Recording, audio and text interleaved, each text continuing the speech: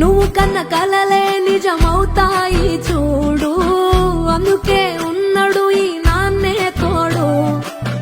దశరథ మహారాజే నాన్నై పుట్టాడు, నువ్వు రాముడంత ఎదగరనేడు.